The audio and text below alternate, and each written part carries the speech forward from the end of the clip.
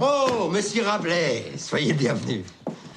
Notre ami Delay et la renommée ont déjà trompetté vos mérites à mes oreilles. Cher maître, vos impressions sont tant élégantes et correctes que ce serait pour moi gloire et honneur d'avoir mes écrits par vous imprimés. Et pour moi, intérêt et profit de les voir sur mes presses. Mes œuvres sont bien petites en vérité. J'ai, par curiosité, préparé les textes des épîtres médicinales de Manardi et traduit les aphorismes d'Hippocrate sur un très bon manuscrit, sans ménager les notes. Depuis longtemps, j'avais moi-même l'intention de faire connaître les médecins antiques. Mais nul mieux que vous ne pouvez le faire. À moi seul n'appartient cet honneur. J'ai modestement voulu ouvrir les yeux à ceux qui les ferment par crainte de voir les progrès des arts et des sciences, qui restent plongés dans les ténèbres des temps gothiques et ne peuvent ou ne veulent lever leur regard vers la face brillante du soleil. Merci, mamie.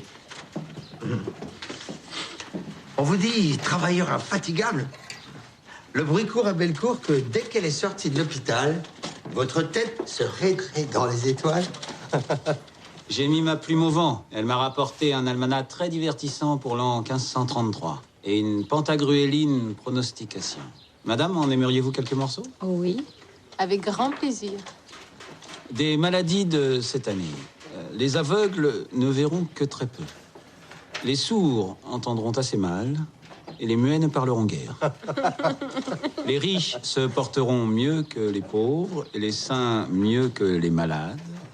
Vieillesse sera incurable cette année à cause des années passées. On murmure aussi sous les remparts que vous fréquentez souvent les géants. Il est vrai que j'ai dans mes cahiers une vie très horrifique du grand Gargantua et son fils Pantagruel. Ce ne sont apparemment que fariboles sans peu de perfection, mais à les fréquenter studieusement, on y trouve bien d'autres goûts et mystères. Ces papiers, je les tiens d'un certain Alcofribas Nazier. Alcofribas Nazier, dites-vous? Lui-même. Ça sent furieusement l'anagramme. Le masque n'est pas inutile par les temps qui courent. Se cachant derrière feu Alcofribas Nazier, au chapitre 8 de son livre, comment Pantagruel reçut lettre de son père Gargantua et la copie d'Icelle.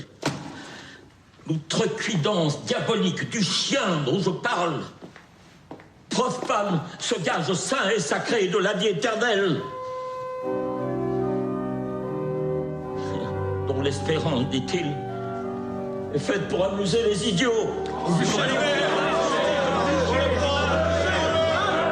Non seulement il profère des blasphèmes exécrables envers notre Seigneur Jésus-Christ et sa doctrine, mais il juge quant à son âme qu'elle ne diffère en rien de celle des chiens ou des pourceaux.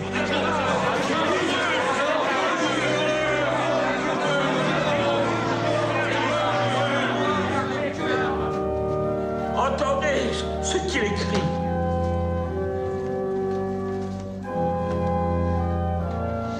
Très cher fils, je rends grâce à Dieu, mon conservateur, de ce qu'il m'a donné de voir ma vieillesse chenue refleurir en ta jeunesse.